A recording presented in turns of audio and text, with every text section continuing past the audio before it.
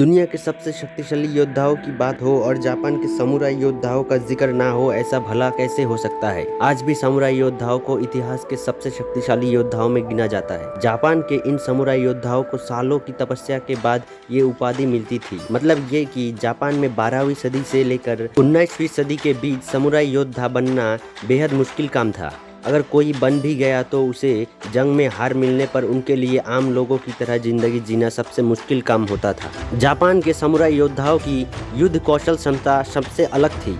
उन्हें अमर माना जाता था, लेकिन 19वीं शताब्दी के आते आते उनका अंत हो गया था। जापानी समुराई योद्धा अपराजय माने जाते थे, लेकिन इनसे जुड़ा हाराकिरी शब्द इनकी जिंदगी का सबसे अहम पड़ाव माना जाता था। आज हम आपको इसी हाराकिरी शब्द का मतलब बताने जा रहे हैं। ये वो शब्द है जिसमें दुनिया के सबसे महान योद्धाओं की शहादत छिपी है। जापान में सेप्पुकु को हाराकिरी भी कहा जाता है।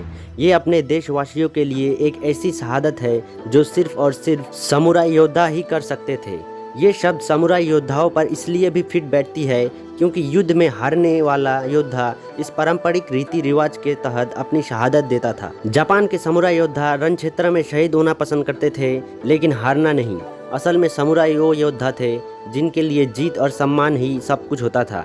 ये अपमानित होने से बेहतर आत्महत्या करके खुद को शहीद मानना बेहतर समझते थे, जिसे वो हाराकिरी कहते थे।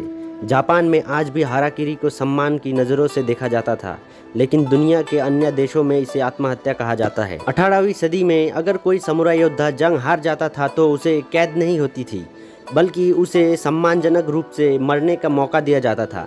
ऐसी स्थिति में सेप्पुकु नाम की रस्म के तहत उन्हें अपने हाथों से अपनी अंतड़ियों को चीरकर शरीर से अलग कर देना होता था, ताकि वो सम्मान के साथ मौत को गले लगा सके। दरअसल इंसान के शरीर में हारा नाभि के ठीक नीचे एक स्थान है जहां आत्मा का निवास माना जाता है।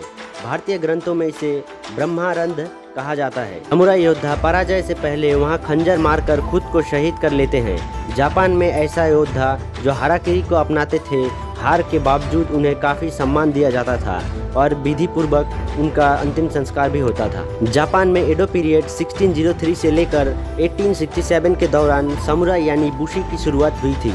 इसे देश में सबसे ऊंचे तबके में गिना जाता था। समुराई योद्धाओं ने धनुष और तीर, भाले और बंदूकें जैसी कई हथियारों का इस्तेमाल किया, लेकिन उनका मुख्य हथियार और प्रतीक तलवार थी, जिसे कटाना कहते हैं।